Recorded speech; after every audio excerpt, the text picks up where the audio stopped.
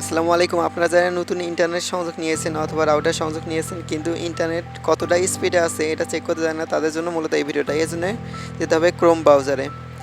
এখানে গিয়ে লিখতে হবে নেট স্পিড ডট নেট, দুইটা ডট দিতে হবে মাঝখানে। সো এটা লেখায় ইন্টার দিতে হবে, net speed double dot net. ওকে,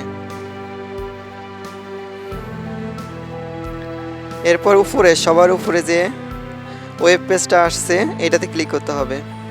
সবার উপরে যে পেজটা আছে ওইটাতে ক্লিক করতে হবে। এখানে গোতে ক্লিক করতে হবে। এরপর রিফ্রেশ করে নিতে হবে। আমি একটু রিফ্রেশ করে নিচ্ছি।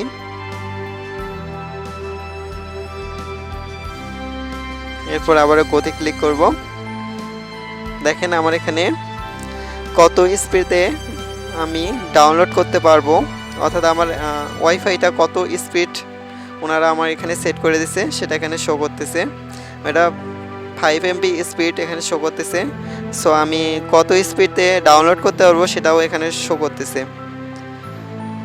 আর এটা আমি যে বাংলাদেশ থেকে এই নেটটা চালাই দিছি সেটাও এখানে শো করতেছে। সো এভাবে আর কি ইন্টারনেট স্পিড আপনারা চেক করতে পারবেন। আর কিছু ক্ষেত্রে বিভিন্ন অ্যাপ বা বিভিন্ন ব্রাউজারের ক্ষেত্রে স্পিডের তারতম্য হয়ে থাকে, তবে এখানে সমন্বয় করে স্পিড দেখানো হয়।